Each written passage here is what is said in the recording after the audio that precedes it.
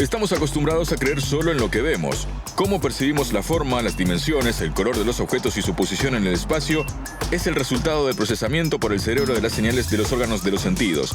Y debido a que nuestros cerebros tienen la misma estructura, entonces la realidad es igual para todos. La hierba es verde, la mesa cuadrada y el reloj gira solo a la derecha. Pero hay gente que ve el mundo de otra manera que la mayoría. Su realidad está llena de imágenes inventadas que son inaccesibles para la percepción de otros. Unos cuantos siglos atrás a esas personas les llamaban posesos, o sea, dominados por una idea aberrante. El concepto de norma es más bien orientativo y nosotros hasta ahora con dificultad diferenciamos la patología, la presencia de la enfermedad, la ausencia de la enfermedad. Esta frontera es, digamos, todavía difusa. ¿Es siempre la obsesión un síntoma de enfermedad mental? ¿En qué se diferencia un adicto al trabajo que se desgasta a un genio incansable? ¿Y cuando la dependencia amorosa se transforma en una enfermedad? Durante siglos, la ciencia no ha podido explicar la naturaleza de la obsesión. El telón del misterio solo comienza a levantarse. En todas las épocas, la sociedad miraba con desconfianza a las personas singulares cuyo comportamiento se salía de las normas y reglas generalmente aceptadas. Esto causaba incomprensión y alarma. El hecho es que la cosmovisión de una persona completamente absorbida por una idea o un objetivo se diferencia de la realidad de las personas que lo rodean. Un actor puede entrar en su papel y en el momento necesario salir de él con tanta facilidad como quitarse el traje o el maquillaje. Pero la persona obsesa, sea por un impulso creativo, una tarea interesante o fantasías delirantes, es incapaz de controlar su comportamiento. Por primera vez se habló de la obsesión en el siglo XII en Europa. Se describieron casos en los que algunas personas cayeron en estados inusuales, sufrían ataques de histeria y se quejaban de voces que, según decían, les daban órdenes. Los obsesos o posesos eran entregados al tribunal de la Santa Inquisición, y solo con la aparición de la psiquiatría quedó establecido que ese comportamiento puede ser un síntoma de una enfermedad psíquica seria. Si nosotros tratamos este tema desde el punto de vista de la psicoterapia y la psiquiatría, entonces deberíamos en mayor grado hablar o bien de esquizofrenia en varias formas, sí, o bien de la llamada múltiple personalidad. La esquizofrenia o desintegración mental es una de las enfermedades más enigmáticas conocidas por el hombre. La enfermedad puede desarrollarse lentamente, destruyendo poco a poco la personalidad o por el contrario aparecer inesperadamente. Ese ataque agudo de la enfermedad se llama Schub. El término proviene de la palabra alemana que significa desplazamiento. En ese estado, el enfermo es capaz de realizar los actos más desesperados e irracionales. La persona de pronto se volvía totalmente incomprensible. Dejaba de ser ella misma. ¿Qué significa ser uno mismo? Ser aquel o quien conocía ayer, a quien yo vi ayer. O sea, si cambiaba la voz, si había, posiblemente aparecerían ideas delirantes. Si cambiaba el comportamiento. Uno de los síntomas de la esquizofrenia es la obsesión por las voces. Ellas suenan en la cabeza del paciente. Si se mira de lejos, parece que el enfermo trata de oír algo, que discute con alguien. El enfermo las oye como la radio, o sea, es como si le entraran por los oídos, y con mucha frecuencia el enfermo se tapa los oídos. Trata de no contestarles porque en su inmensa mayoría ellas discuten entre sí, esas voces, y a veces ellas pueden insultar o ofender al enfermo, o como sucede en otros casos, ellas pueden elogiar al enfermo, decirle que él es el mejor. Como cualquier otra enfermedad, la esquizofrenia tiene varias etapas de desarrollo. En la primera, bruscamente cambia el estado de ánimo, de la euforia al abatimiento total. La etapa más expresiva de la enfermedad es la segunda, que se manifiesta con obsesión y delirio. La persona tiene alucinaciones que pueden ser visuales, auditivas y olfativas. ¿Qué sucede en ese momento en el cerebro del paciente? Los científicos tratan de encontrar la respuesta con ayuda de la tomografía por resonancia magnética. El paciente se queja de voces que vienen desde fuera, pero en el laboratorio hay un silencio absoluto. En el mismo momento, cuando el investigado oye la voz, él oprime un botón especial y en realidad la imagen en el monitor muestra un aumento de la actividad en la zona del cerebro que responde por el oído, pero en realidad no hubo ningún sonido. Todo esto se parece a una ilusión auditiva. ¿Cómo esto es posible?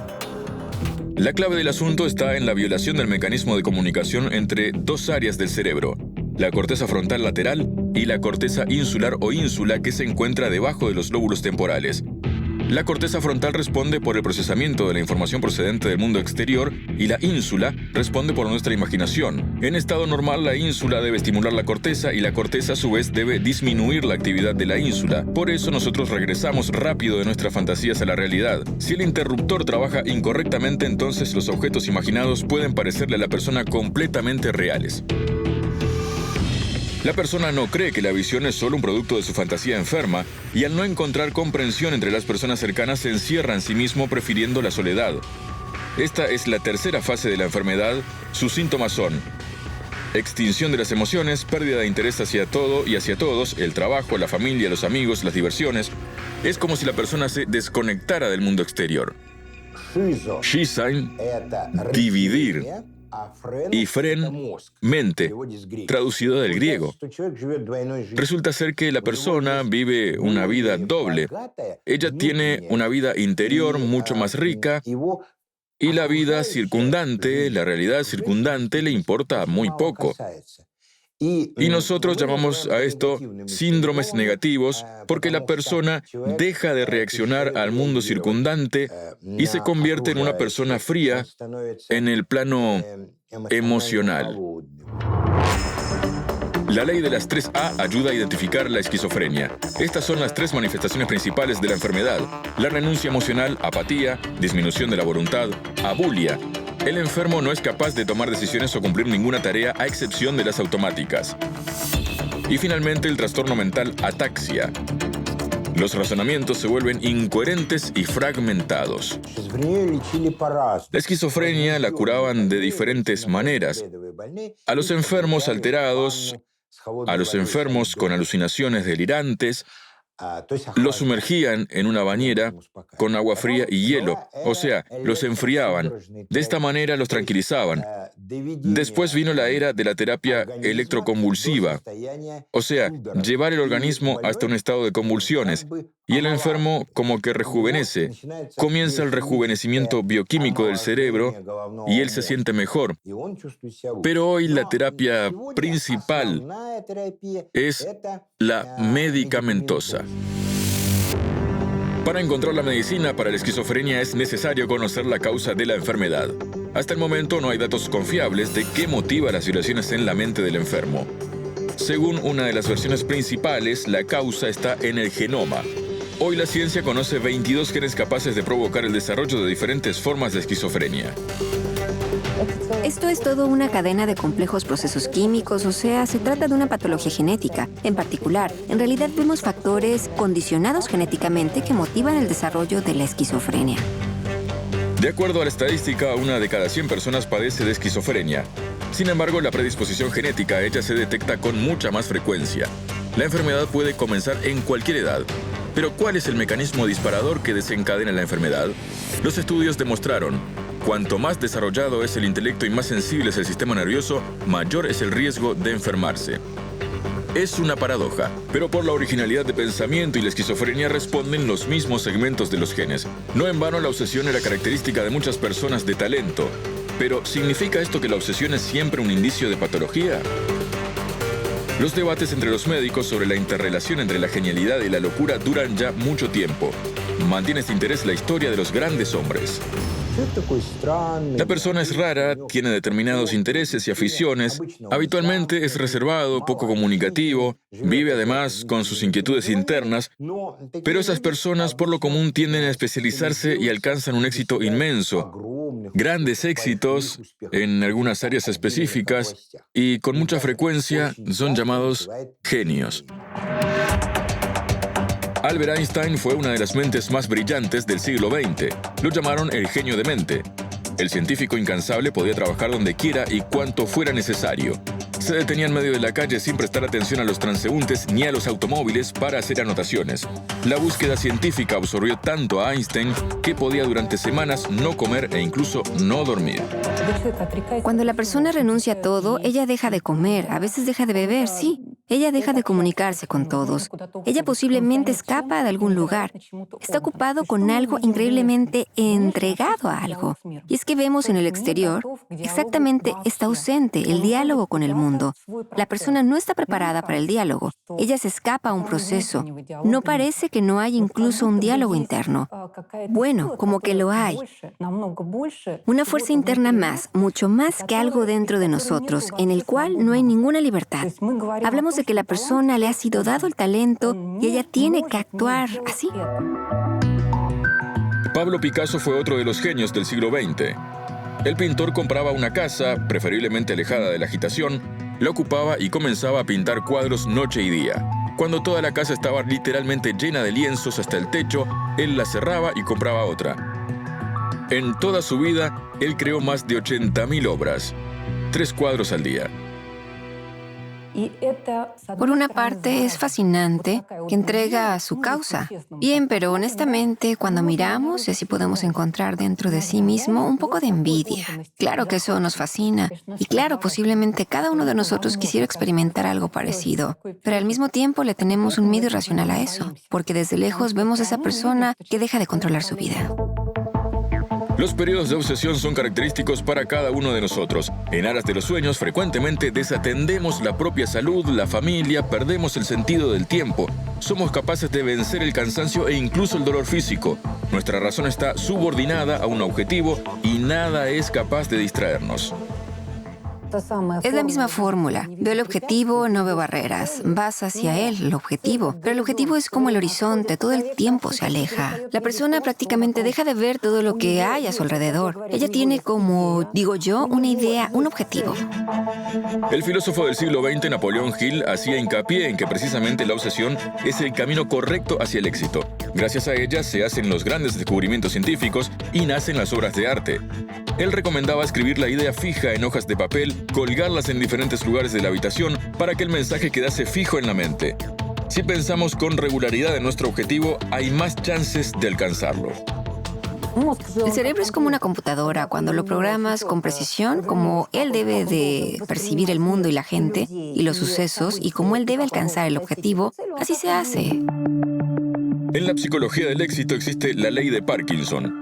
El historiador Cyril Parkinson la formuló de esta manera: el trabajo toma el tiempo asignado para el mismo. Cuanto más atención se presta al objetivo, con más rapidez lograremos lo deseado. La persona está obsesionada con algo, pero si es demasiado, es necesario siempre inquietarse porque eso es una tensión nerviosa colosal. Esto eleva el nivel de alarma. ¿Saldrá bien o no saldrá bien?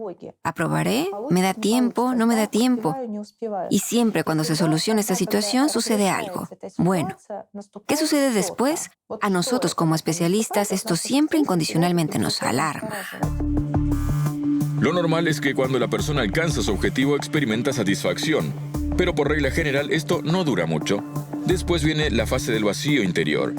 Y aquí es grande la posibilidad de un ataque de nervios si no se plantea otro objetivo y no comenzar a moverse hacia él con la misma obsesión. Muchas personas exitosas viven por ese esquema. La mayoría de ellos son adictos al trabajo. Según valoraciones de los psiquiatras, más del 20% de los habitantes de las megaciudades terminan el día laboral durmiéndose sobre el teclado. El fin de semana se considera como un receso que los tiene hartos y las vacaciones son un sufrimiento. Hay muchas personas obsesionadas con el trabajo, cuando tienen problemas en una determinada esfera. Sí, aquí hay problemas y para que no sea tan doloroso, si comienzo a trabajar y a trabajar, o sea, si esta situación se convierte en una neurosis entendible, entonces eso en realidad puede llevar a la persona a una obsesión. El hecho de que la obsesión por el trabajo es una enfermedad fue establecido ya en el año 1919. El primero en convencerse de esto fue el psicoanalista Sándor Ferenczi, cuyos pacientes tenían síntomas muy extraños. Ellos se enfermaban el viernes y se sanaban en la mañana del lunes. Al principio, Ferenczi llamó la enfermedad mal del domingo. Después apareció el término adicción al trabajo. Los científicos comenzaron a estudiar activamente el comportamiento de la gente que en sentido literal vivían en el trabajo. La persona comienza a recibir placer del trabajo. Ella, como se dice, arde en el trabajo. ¿Por qué? Porque el trabajo para ella es el principal objetivo en la vida. Entonces, su familia también debe corresponder a ese objetivo. La esposa debe ser un ayudante y los hijos trabajar como mensajeros. Todo está predeterminado para una sola cosa y todo está dirigido a ese objetivo. Los japoneses son conocidos en todo el mundo como la nación más laboriosa. En cualquier otro país del mundo, las personas que duermen en el metro, en los bancos del parque o en medio de la calle se pueden clasificar como desamparados. Pero no en Japón. Estos ciudadanos están decentemente vestidos. En sus manos tienen carteras, bolsos o carpetas de negocios. Estos son adictos al trabajo que agotaron sus fuerzas durante 12 horas consecutivas y con frecuencia son incapaces de llegar a casa. Perfeccionismo, bueno, incondicionalmente, la personalidad del adicto al trabajo, en este caso, es cuando la persona trata de hacerlo todo lo mejor que todos. Ser el primero, sin ningún tipo de chance para el error. Y es incondicionalmente estimulado por los que lo rodean. Cuando la persona se acostumbra a ese estado, él puede estar, en principio, preparado, internamente fallar. Ella admite ese factor, pero en consecuencia de que aquí juega su papel de evaluación de los demás. Ahora precisamente aquí, él puede fallar. No le permite relajarse o aflojar la tensión, eliminar la inquietud. La adicción al trabajo es un fenómeno peligroso. Los médicos consideran que puede causar la muerte. El término karoshi, muerte por exceso de trabajo en la oficina de Japón, se propagó por todo el mundo. El 25% de todos los infartos y derrames cerebrales ocurren en el puesto de trabajo. El organismo trabaja en estado de emergencia. ¿Qué sucede? Sucede una descarga masiva de neurohormonas en la sangre. En este caso, adrenalina y noradrenalina, que está dirigida en primer lugar a asegurar el trabajo correcto del corazón, el cerebro y los músculos esqueléticos. ¿Qué sucede? Sucede un exorbitante en el transcurso de un periodo duradero, prolongado de tiempo, estado de preparación para la guerra, pudiera decirse, y los vasos sanguíneos no resisten. La garantía de una vida feliz y saludable es llamada por los médicos fisiólogos la regla de los 3 8. 8 horas de trabajo, 8 horas para el sueño y 8 horas para la vida privada y familiar. Y cuando esta correlación se altera, comienzan los problemas serios. La obsesión por el trabajo es una dependencia como el alcoholismo o la drogadicción. Se ponen en marcha los mismos mecanismos. En la región del cuerpo calloso del cerebro, entre los 2 hemisferios, se encuentra el centro del placer. Él es el encargado de elaborar la neurohormona del placer, la serotonina. En los adictos al trabajo, la actividad motiva una liberación potente de esa sustancia y por tanto se mejora el estado de ánimo. Pero el ascenso siempre va seguido por el descenso. Por eso surge la necesidad de aumentar la duración del trabajo y así en orden creciente. En el grupo de riesgo están los altos ejecutivos y los propietarios de negocios. Ellos cargan con una gran responsabilidad. Están dispuestos a trabajar duro, muy duro, literalmente las 24 horas del día. En el segundo lugar están los médicos, los juristas y los profesores. El menor riesgo de morir del trabajo lo corren, aunque parezca extraño, la gente de profesiones creativas y los científicos. Tal vez sea por eso que los científicos no se arriesgaron a llamar trastorno psíquico a la obsesión de los genios. Hay que comprender que esa gente son de un tipo psicológico un poco diferente. Con frecuencia las llaman personas esquizoides. Estas son personas creativas y su tarea principal es la estrategia de la creación. Ellos viven en otra realidad, ellas viven en otra dimensión y estas personas no pueden vivir de otro modo. Si no existieran tales personas, nosotros no sabríamos qué es la rueda, no volaríamos al cosmos y no tendríamos las maravillosas obras de Picasso. El adicto al trabajo esclavizado en su oficina y el creador genial. Los dos están demasiado introducidos en el proceso, pero su inmersión en el mismo es diferente. Estudiando la obsesión de los genios, los científicos establecieron que no es característico en ellos la adicción al trabajo como el agotamiento emocional. Una paradoja. A pesar de las sobrecargas, las personas con adicción a la creación o a la ciencia raramente experimentan el estrés crónico. Einstein vivió 72 años, Picasso 82. Y hasta los últimos días siguieron sus búsquedas en las ciencias y en el arte. Aquí trabaja algún otro mecanismo. Aquí no tiene lugar el agotamiento emocional. Aquí no se apaga la mente. Tal vez ellos desde un inicio están dotados de un recurso muy fuerte. Posiblemente este recurso sea la idea de que ellos están obligados a dejarle algo al mundo. El adicto al trabajo promedio, en el transcurso de unos cuantos años de actividad, llega a un agotamiento nervioso total. La enfermedad tiene 3 fases. La primera comienza con la tensión. Su síntoma principal es el sentimiento de alarma, la depresión y la disconformidad consigo mismo. La segunda fase es la resistencia, o sea, la apatía. Y la última, el agotamiento. La persona parece un robot, sin sentimientos ni emociones. ¿Qué es el desgaste emocional? Esto es cuando la mente ya no puede soportar tal ímpetu de pasiones. Cuando la mente rompe, cuando la persona se mantiene todo el tiempo a ese nivel de tensión. Esto es una situación muy seria de angustia. Los obsesivos del trabajo están todo el tiempo en alarma. Esas carreras eternas, esa inquietud eterna, puede llevar a conflictos muy serios dentro de sí mismos y a enfermedades graves. Con más frecuencia padecen de obsesión las personas con tipo de personalidad histriónica, con sistema nervioso débil e inestable. Ellas son aproximadamente el 15%. Son capaces de quedar atrapados en estados patológicos durante mucho tiempo. Como regla, todo comienza con la formación de una idea sobrevalorada. Ella está infectada emocionalmente y ocupa toda la conciencia de la persona. Esto se revela en la llamada visión de túnel, cuando todas las ideas y sentimientos están concentrados en una cosa. El objeto de la obsesión puede ser cualquier cosa: carrera, dinero, fama, un culto religioso y hasta el amor. Y aunque parezca extraño, la obsesión por otra persona puede ser tan destructiva para el organismo como la adicción al trabajo. Las primeras en reaccionar a un amor no correspondido son las glándulas suprarrenales, que comienzan a sintetizar una inmensa cantidad de adrenalina. Al ver a la persona amada se acelera el ritmo cardíaco y el flujo sanguíneo. La hormona cortisol ralentiza la desintegración de la glucosa y sube su nivel y el de la energía, que es utilizada para perseguir y manipular. La persona enamorada y sin esperanzas no puede ni dormir ni comer. Todas sus ideas están subordinadas al objeto de su obsesión.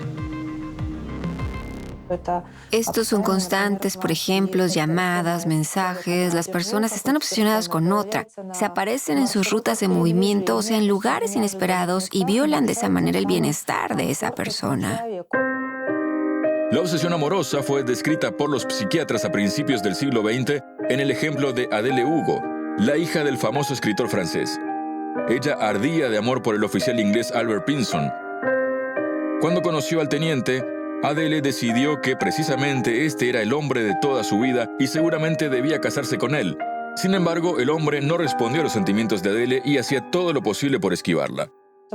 Y en ese momento, como regla general, la persona que está poseída por esto sufre, se forma un círculo patológico, un círculo vicioso, cuando se le atribuye a este objeto, cualidades, personas inexistentes, o sea, la persona en general nunca lo poseerá, pero esa persona se eleva ya hasta algún pedestal. Adele, obsesionada por su demente sentimiento, persiguió al oficial durante toda su vida y estaba dispuesta a los actos más excéntricos, solo para que él le prestara atención. Ella lo seguía de ciudad en ciudad, lo agobiaba con cartas de amor, vagaba tras él como una sombra por las calles. La dependencia amorosa llevó a Adele a un hospital psiquiátrico, donde murió a la edad de 85 años con el nombre de su amado en los labios. Tras su muerte, quedó una cantidad inmensa de cartas y el término síndrome de Adele Hugo. La obsesión amorosa es lo mismo. Cuando estás tú, está tu producto, está el objetivo que yo persigo. Bueno, por ejemplo, que este hombre se enamore de mí. O yo considero que precisamente esta persona es mi destino. Al principio hay una sensación, una idea totalmente irracional, que sin esta persona yo no existo. Hay una sensación de que si esta persona no va a estar conmigo, yo existo, moriré. Yo no existo en este mundo si esa persona no me presta atención. O sea, y eso incondicionalmente crea determinados actos. Las personas que tienen inclinación a este tipo de relación dependiente, en ellas está ausente el amor a sí mismos. También padecía del síndrome de obsesión amorosa la actriz Marilyn Monroe. La relación con el presidente Kennedy socavó la psique de la estrella de cine definitivamente. Buscaba relaciones informales, abusaba del alcohol y los sedantes, una sobredosis de los cuales fue la causa de su muerte. Marilyn murió a la edad de 36 años. ¿Por qué algunos cambian de compañero con facilidad mientras que otros se atascan en relaciones sin perspectivas? ¿Cuándo se transforman en trastornos psíquicos los sentimientos románticos? ¿Y cuál es la causa de la obsesión amorosa? La raíz de la obsesión amorosa, o sea, quien ama al compañero que no puede ofrecer nada, se encuentra en la infancia. La mamá que no pudo darle una aceptación emocional, no lo enseñó. A la persona, el niño en la infancia no recibió una aceptación emocional. Él no sabe lo que es el amor. Él le teme a esto. Una madre inestable, que hoy lo ama y mañana lo castiga, lo cual el niño no puede comprender la lógica. Bueno, todas estas cosas, si cuando el niño no está educado para la aceptación emocional y por eso por adelantado escoge a la pareja que no puede responderle. En sus memorias, Marilyn Monroe recordaba su infancia con amargura. A ella la educó una madre con desequilibrio mental. Muchos años la niña sufrió burlas y humillación, e incluso cuando creció y alcanzó el éxito, todavía no podía creer que era digna de reciprocidad. La esquizofrenia, la determinación del genio de lograr su objetivo, la adicción al trabajo, la dependencia amorosa, todos estos fenómenos y estados están unidos por un indicio común, la obsesión. Ella puede capturar a cualquiera de nosotros en el momento en que resolvemos algunos desafíos globales vitales. La regla principal de la realidad, no enredarse en sus fantasías, afirman los psicólogos. ¿Nos llevará la obsesión a la satisfacción por el resultado alcanzado o al trastorno mental? Es imposible predecirlo. Cuanto más obsesiva sea una idea, cuanto más profundas sean sus raíces, más difícil será librarse de ella.